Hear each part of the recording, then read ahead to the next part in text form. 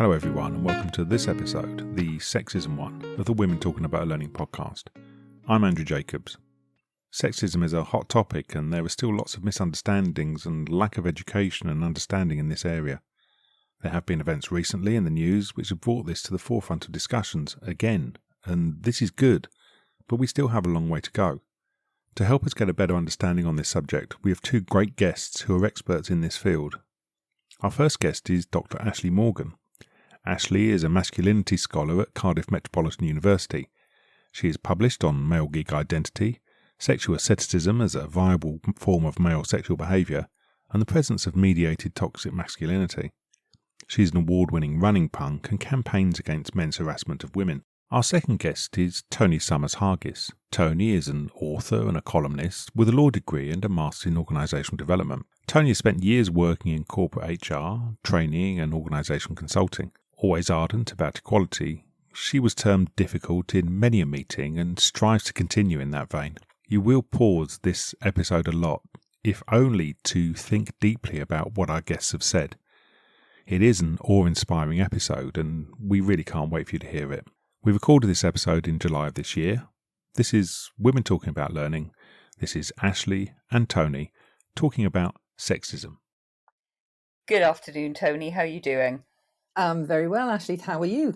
I'm fine, thank you. So we're going to be talking about sexism today. Sexism and what the girls and boys need to know.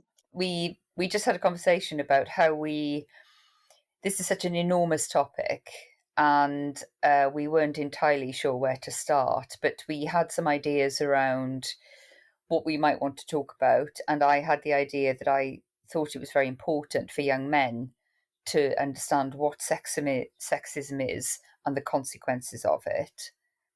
And my mission, so far, and with the book and with what I write on Medium, for the most part, has been to help educate girls on basically putting themselves first, identifying their boundaries, identifying sexism, because when I talk to young girls, quite often they're not aware of what has happened to them was actually sexism in the form of harassment or assault or something like that. So educating them not just on the legal side or the practical side, but also the idea that you don't have to be nice all the time. You don't have to think about his reputation. You have to think about yourself.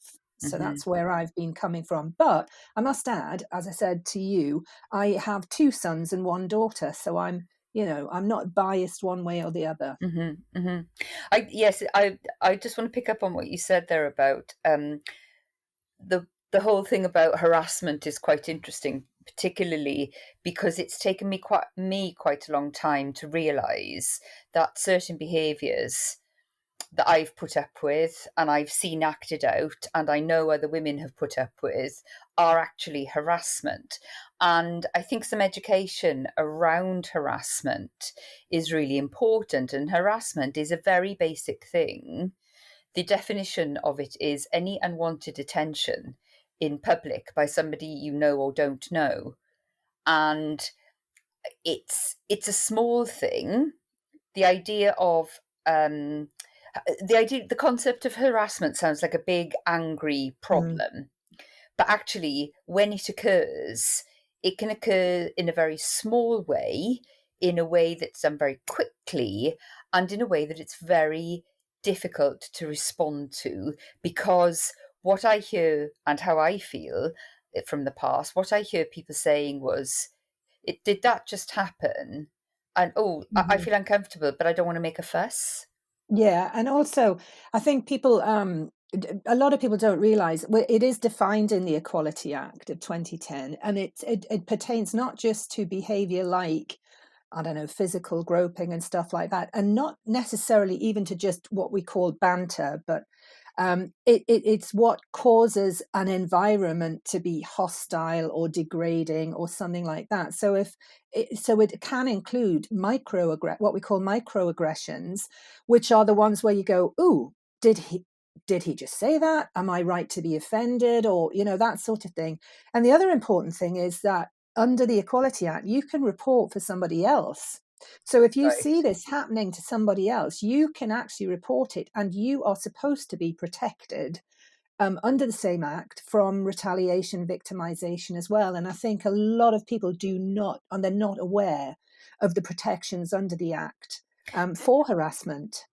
Yeah, so that's interesting, because I noticed it's an issue of public policy as well, and what you can and can't do in public. Harassment is actually, as you say, it's in there in sort of statute.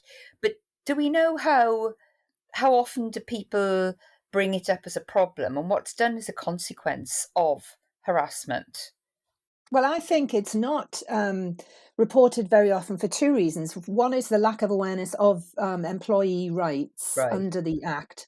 But secondly, because it tends to be a lot of the time these microaggressions, and it's a form of gaslighting, I think, that they are designed sometimes to just address you. And so anyone else in the room might not even pick up on it. Yeah. But it's designed to make you feel little, to make you feel embarrassed or sometimes scared or whatever. And that's another reason why people don't report, is because they're not sure that anyone else would understand. And then, of course, they're not sure they've got a leg to stand on, which is the big one, especially if it's somebody who is in a position of power and it's not out and out groping, or it's not out and out women should be back in the kitchen type thing. It's just this feeling that what's the point? Yes, which I always find really interesting, the fact that this is a statutory issue, and yet do we know how many people are? How do you prevent through that sort of statute? How do you prevent harassment occurring? And it seems to me that it isn't something that can be done in that way unless we educate people on what harassment is. Yeah. And I think as a woman, I know how harassment makes me feel. It makes me feel hot. It's drawn unwanted attention to me. Yeah. I'm embarrassed. And also I want to respond, but I don't know how to. And I think what I was going to add to that is when we're talking about harassment and how does it make us feel, one of the things I've written about recently to men who proclaim themselves allies, first of all, great. But secondly, think about, are you really an ally? Because if you're telling women not to be offended or to take it as a joke, and you are putting yourself in the position of the arbiter of what is and isn't offensive, that you're not really an ally. No. You do not get to define what is harassment to the victim or the target. Yeah. Yes, it's like a double bind then as well, isn't it? And what I mean by gaslighting is, just for those who aren't familiar with that term, is that, it makes you second guess what your experience was. So, that person has deliberately said something to you that's either picking at a weak spot or makes you feel like a little woman being patted on the head. But it's done in such a way that no one else has seen it. And so you start thinking, well, should I be offended? Or, and it's a very deliberate thing that's done. It's interesting because once you've been harassed, it for me, it has quite a physical effect on me. And that's when I know that I've been harassed, because it brings up all these things in my mind or in my body that have reminded me of the harassment. And I just want to talk a little bit, if I may, about where my interest in talking about harassment publicly has come from. During lockdown, I joined a running group, and I don't like running with people normally, but it was lockdown, and I joined a group of people called Running Punks, and Running Punks really helped me. I went to the first ever meetup, and it was about 15 people, only 3 of whom were women, and I was one of those 3 women. And I rocked up and I saw a load of men standing there, and I thought, oh, I don't like this. This is exactly why I don't join running groups. I don't want to run with men that I don't know. I won't like it. I won't enjoy it, and I won't like them. And I'll feel self-conscious. So I had all these things. And over the weeks and now years that I've got to know this group of people, it's helped me with my quite poor attitude towards men, because as somebody who's been running, this is my 35th year of running, my levels of harassment continue. as a woman outside doing the things I want to do. So part of what we did in the Mm. group was to talk about and think about how women are harassed, particularly when running, because you're very public. It's one thing when you're walking around as a woman, but it's quite another when you're dressed in running gear and you're doing Mhm. something. And it draws attention to you already as a woman. You see far more men out running than you do Yeah. women anyway. So we decided that, and when Sarah Everard was killed, I'd already had a massive problem with women being harassed in public in Wales because of lockdown threw up quite a lot of interesting things, and one of them was the increased harassment of women outside because women had stopped going to the gym Yeah. Yeah. because they were shut and started exercising outside. But what had also happened was the elite athletes who were training in South Wales were also training outside. And a group of female athletes had things thrown at them by a group of men and boys. They had plastic bottles thrown at them. They were heckled. They were cornered. And this is before the death of Sarah Everard. This is sort of October 2020 or something like that. And I felt so impotent. And I got really, really angry, and I messaged everybody. I messaged the South Wales government. I messaged South Wales police. I messaged everybody, and I said, this is entirely inappropriate that women should be subject to this. What are you going to do about it? And secondly, the response was also inappropriate, which was response was, how do we keep women safe? And this is where I come in, really, which is that you can't keep women safe. What you have to do is ask men to change their behaviours. There is no women's safety. Mm. There is no time of the day or night in which Right. women can be themselves, in which women can keep themselves safe. Because if somebody wants to harass you or physically attack you, and that happens, again, it can happen at 9 o'clock in the morning in broad daylight, which has happened to somebody that I knew of. I went running in one direction, they went running in the other, and a guy on a bike hit her as he cycled past and then cycled off. So she was assaulted. Nobody ever found him. But the whole thing was it could have been me, but here we were 9 o'clock on a Wednesday morning in the summer, drop the kids off at school, go for a run. So there is no point at which, and there's no point in telling women to keep safe. So from that, I started getting angry and angrier, and then I contacted the Welsh government, and they were quite interested, but they haven't done anything at all. Because my whole point is, why can't you speak to men? You have to speak to men. This isn't a problem of women.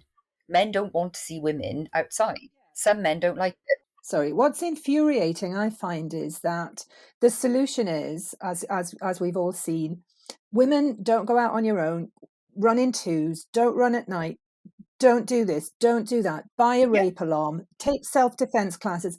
And the other example for working women back in the day was when you got the perv in the photocopying room. Yeah. And the solution was, well, just go another time. If you go into the photocopying room and he's there, then just turn around and come back later. And you go, what? So I can't do my job because I have to accommodate this pervert. And it's the same with the running or the walking around, is the expectation that women change their behavior, their everything, to accommodate. And it's the acceptance that Yes. not boys will be boys, but that this is going to happen.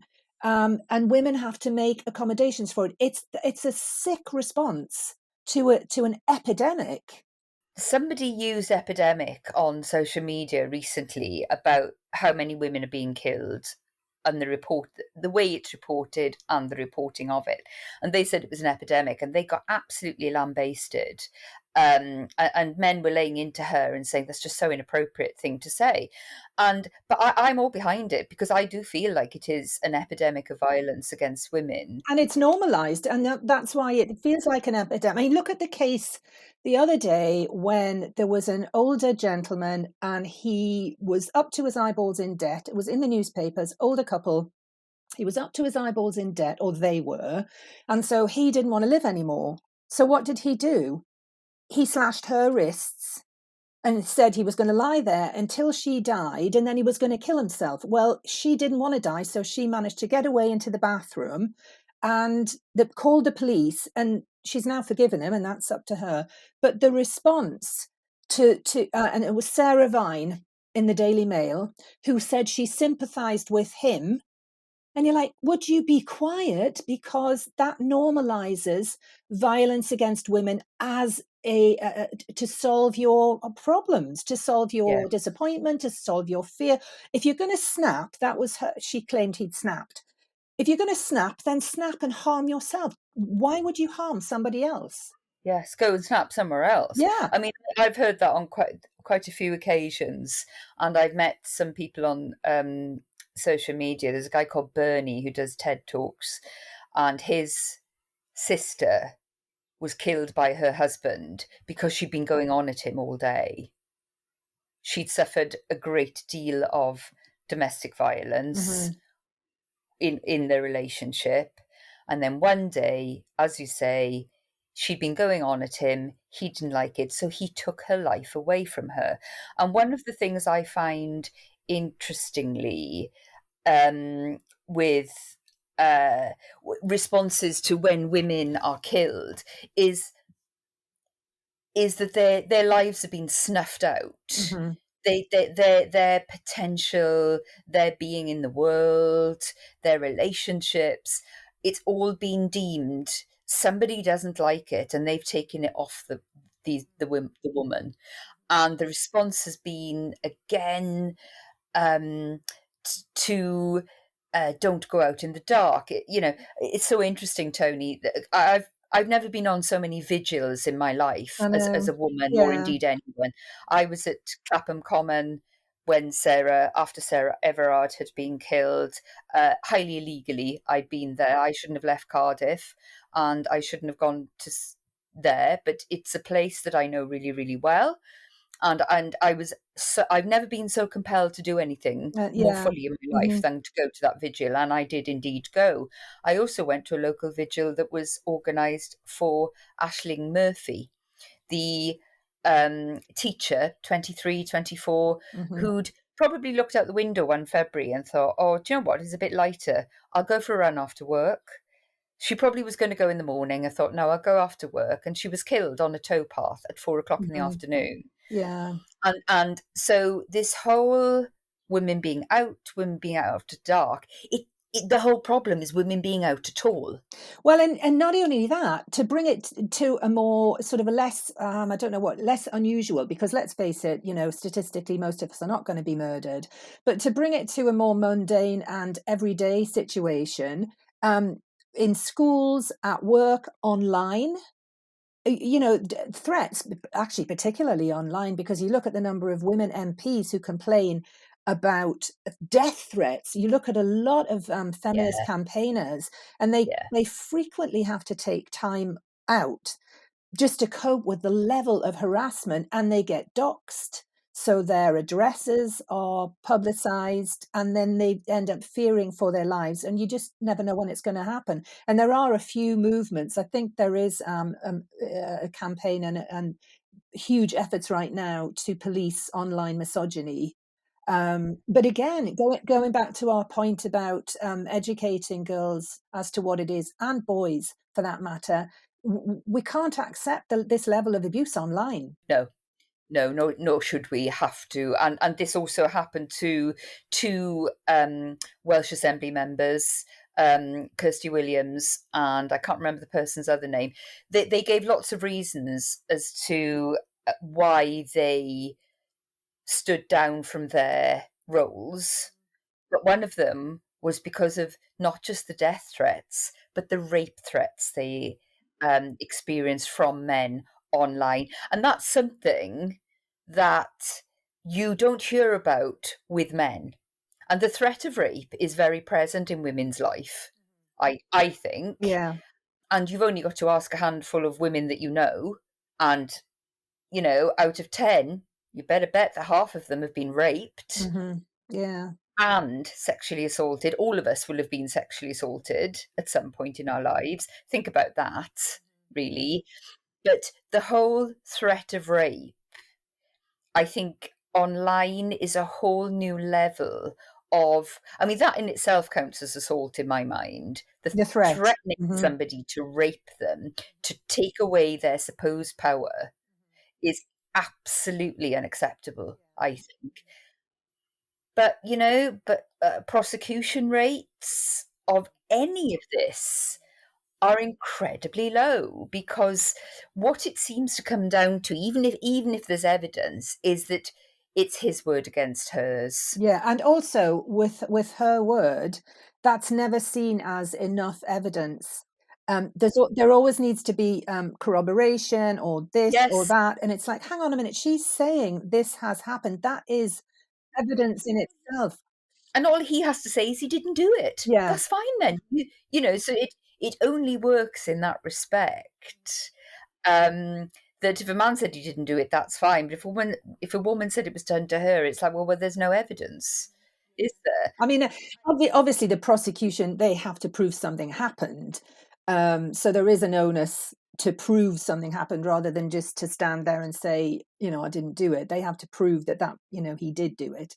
But again, this is another area where I don't think there's enough awareness and education of, is the whole, consent. And that's an area that's probably, it's too wide to go into, but it's Yes. another area that we've spoken of, where there's just not enough education about consent, and the Yeah. fact that it's not, she doesn't have to be screaming and crying.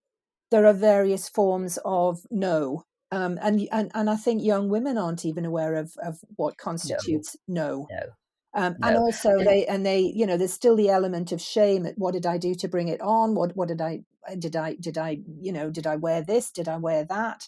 And I think young women in particular need to realize there's no contributory element to rape, sexual assault, groping, any of it. Doesn't matter what you wear, where you go, what you drink. There is nothing you do that brings on, quote unquote, rape or assault. And we need to no, get rid of that notion as well. no, I know it. But again, to some degree, it's positive that these things are being discussed openly. On the other hand, I think for me, and thinking about my children, I find it really triggering. All the sort of discussion about whether she was in the right place at the right time, or whether she was in the wrong place, or what she did or what she didn't do. And I'm very much of the, so that's a problem, but I'm also very much of the opinion that young men need to be taught what consent is. It's okay not to do things for peer pressure, because one of the biggest problems that young men have is peer pressure from each other and being accepted. So there's been quite a bit of research done about young men and peer interaction and peer pressure. And some young men will, so for example, if there are groups of young men who are being homophobic against somebody like a stranger walking past, there may be a member of that group who's gay, but they value being in the group and the safety the group gives them so much that they will not come out to their friends and they will join in with Yeah. homophobia. Hmm. Hmm. So peer pressure amongst boys is an enormous issue, and it's where things like smoking, drinking and sex comes from, usually under peer pressure. That it doesn't matter what, how many the fact that cigarettes aren't advertised anymore. There used to be, cigarettes used to be advertised, for example, alcohol used to be advertised. It isn't about that, because it isn't about oh, I can see the cigarette, so I'm going to smoke. It's about when you learn, young boys particularly, when they start learning about each other, they start doing things like smoking and drinking because A, it's a rite of passage, and B, it's peer pressure. It's the same with, okay, well, if you want to be in our group, you've got to sexually assault a girl. Hmm. Yeah. Yeah, so that is also that sort of very strong influence. But I remember speaking to young men and talking to young men about it some years ago, and reading this research where it said that some young men are so terrified in their lives that they find it better to be part of a group they don't really want to be in, but they find that it covers up a lot of their feelings of inadequacy or lack of confidence. Yeah. Mm-hmm. And then we've got to think about, right, why don't boys have confidence? Yeah. And that might then bring us on to thinking about the confidence that, why don't young people have confidence? Why aren't they being instilled with better confidence to be themselves? Yeah, well, I think that goes back to, I don't know whether this is too wide as well, but I think that goes back to how we raise them. And there's still a lot of gender stereotyping. There's still a lot of, boys have to be tough, don't cry. Girls have to be nice, put themselves second to everybody else.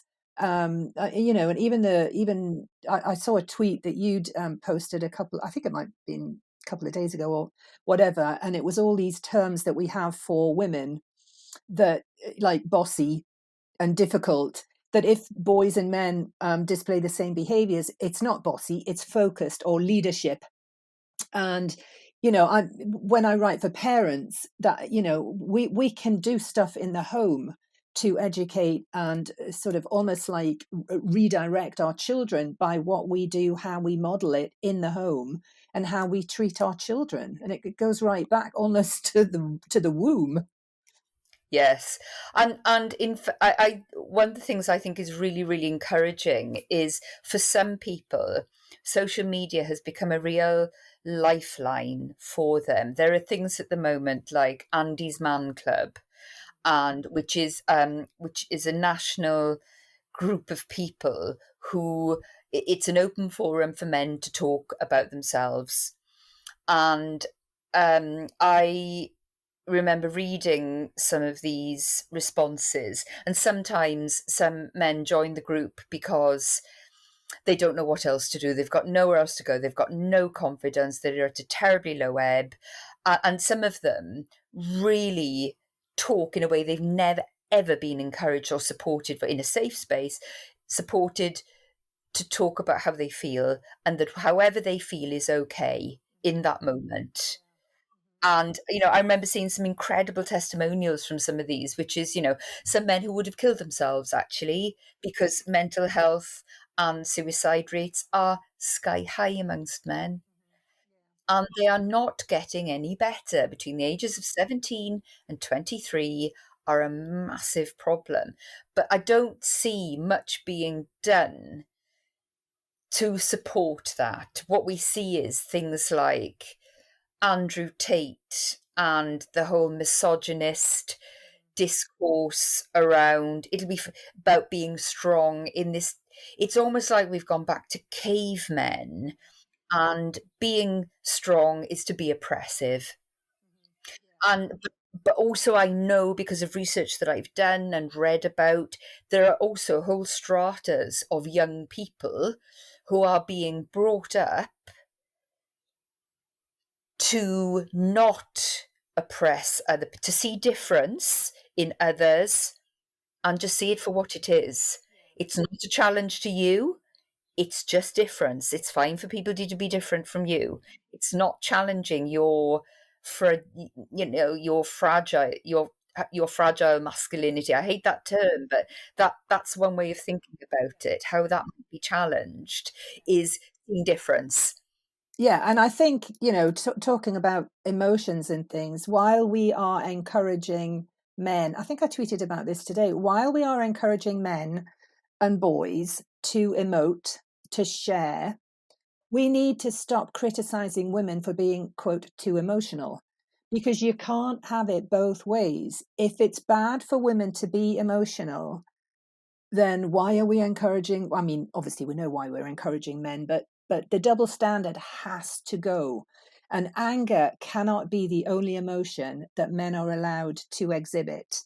We've got to get rid of, this is where I think it has to be really and truly equal. That if we're encouraging men to be emotional, and we need to encourage women to continue to be emotional, if that was ever true, if we were ever the more emotional sex. Yeah. Like, I think the problem with that is that lots of men, as you say, are encouraged. Their anger is often encouraged, but it's possibly the locations in which their emotions are encouraged, and that's often around things like sport, for example. So men always often display greater emotions during sporting periods. And what also happens then is that rates of domestic violence go up for certain kinds of sport. Things like football and rugby, for example, are globally the kind of sport where men have a very big emotional stake in, and even if their team wins, are far more likely to go home and engage in domestic abuse than if the match or whatever it was hadn't happened. It doesn't occur in some sports like tennis, for example. And there's another sport in America, the National Baseball League and basketball are bigger sports where domestic violence also has a big link. In the UK, it's about rugby and football. And one of the things I have tried to do, deaf ears, it's so fallen on deaf ears, is trying to engage local rugby and football groups in talking to their members and their players about how they can be agents for change for women. Mm-hmm.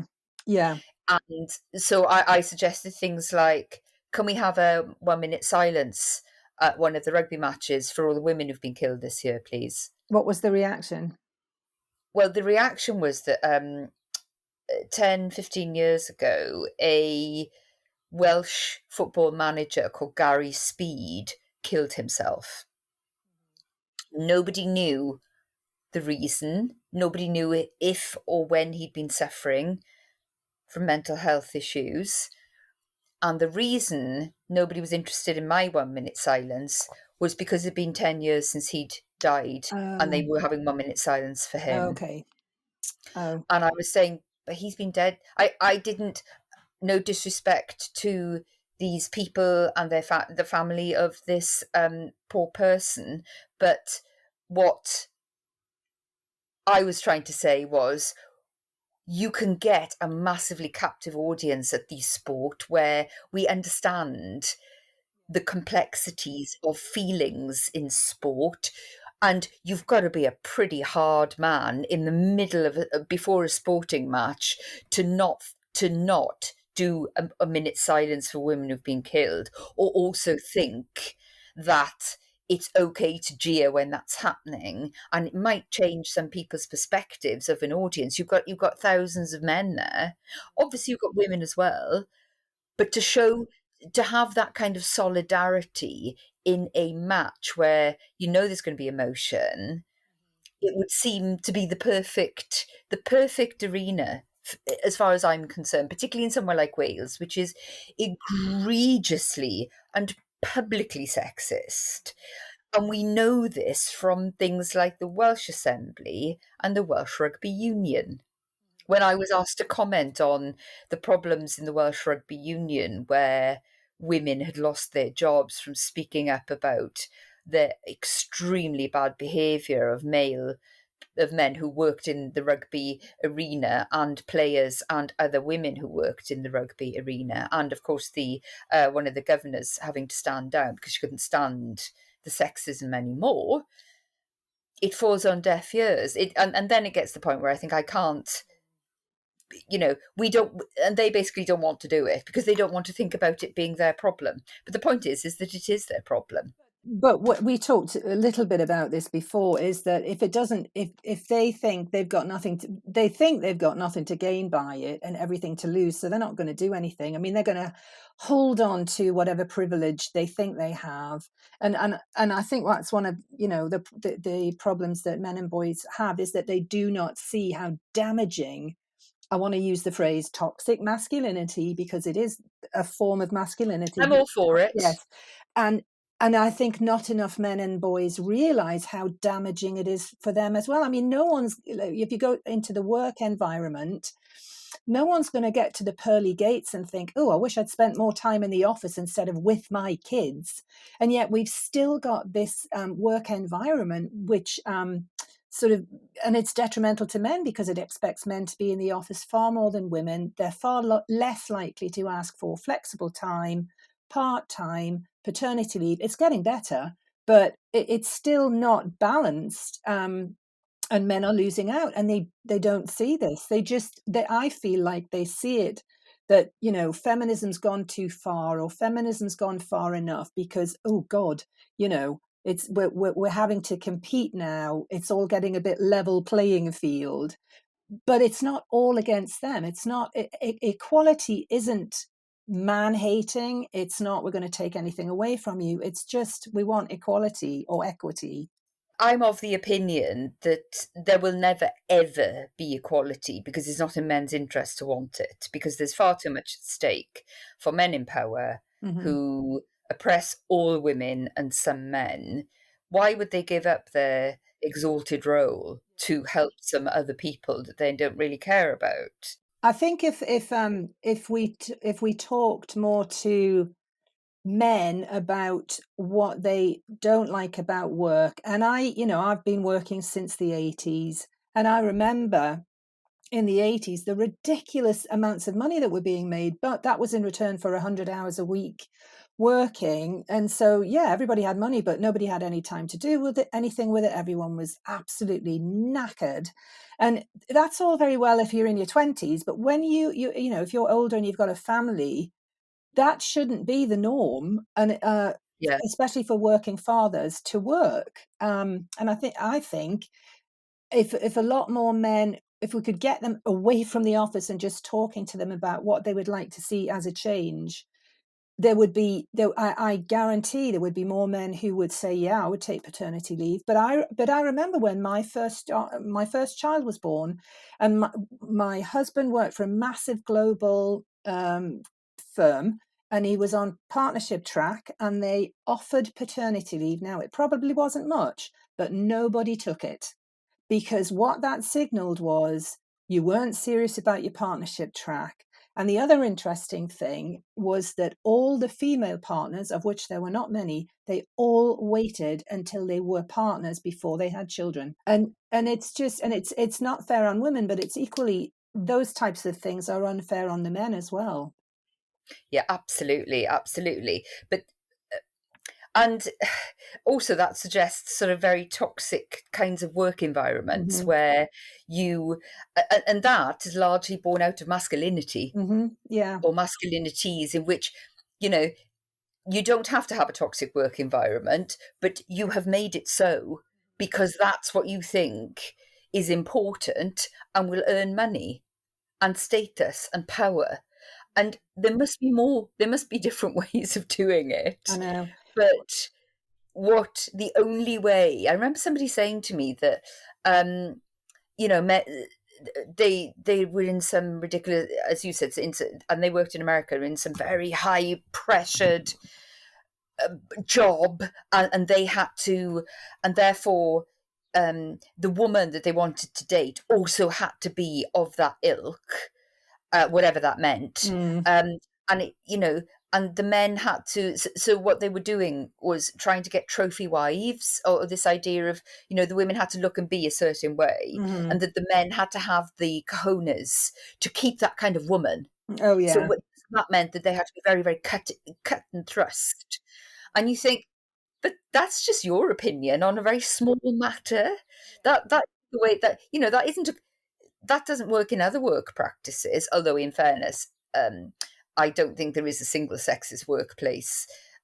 We were talking about what was very interesting, where particularly in institutions are always, without exception, overstaffed with men at the top. Yeah. Without exception. And what happens with that is that all that comes into play, that everybody thinks they're talking about everybody, but actually what they're talking about is men. They're not talking about women, or nor are they providing anything. You know, one of the things I find quite interesting in Spain, for example, Spain has just introduced menstrual leave. Ooh. Which I find very interesting, because and there's there has been a lot of talk about menopause and women, you know, women sort of in their early 50s who possibly are in the, you know, should be in the prime of their work scenario, which you would be, of course, if you were a man.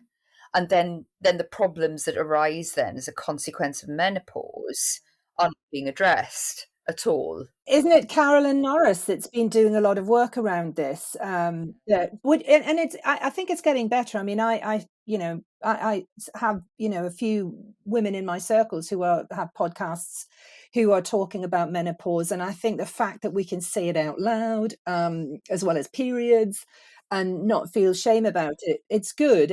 People are being educated about going back to education, which is sort of the solution to everything, really. But it's good that we are sort of opening opening it out a bit and not making these just women's issues, because they do affect everybody. Yeah. And just, it's so interesting, just picking up on that.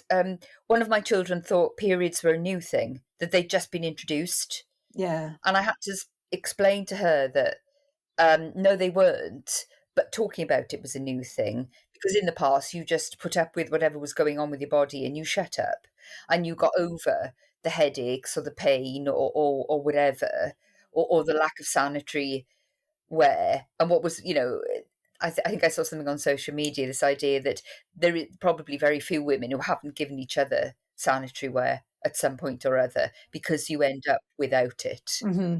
At some point, because there wasn't any, or you're in a position where you can't buy any, and you just go around the office or go around your workplace. If you've got, oh yeah, go on, and somebody's always in a drawer or something like that,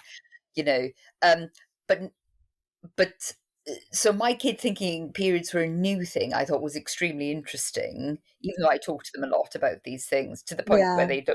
they like literally, they don't want to hear me anymore about it. No. I think it's good, but I think that's a development that, I mean, it feels like everybody's talking about it, but you know what? I'd rather that than not at all. Yeah. And they were talking about, they'd had a bit of sex ed yesterday, and I said it's very important that boys learn about women's bodies, Yeah. because some of the things I read online about the lack of some basic biology is incredibly interesting, but also really, really frightening. If men not knowing certain things happen, or they thought it happened in a very, very different way, is I find deeply disturbing. But also that women's bodies are just about women, that they have no, so young men growing up and having girlfriends who have periods. Oh God. We need to talk about that. Yeah. They need to know what to do. Mm-hmm. Yeah. You know, Definitely. it's not just buying condoms. It might be to buy some sanitary wear for your girlfriend when you're 16, Mm-hmm. Mm-hmm. or 17. I hope, I know young kids from the age of at least 15 start to have sex. Mm-hmm. There's no point saying, legal or not. There's no point saying that they don't. They do.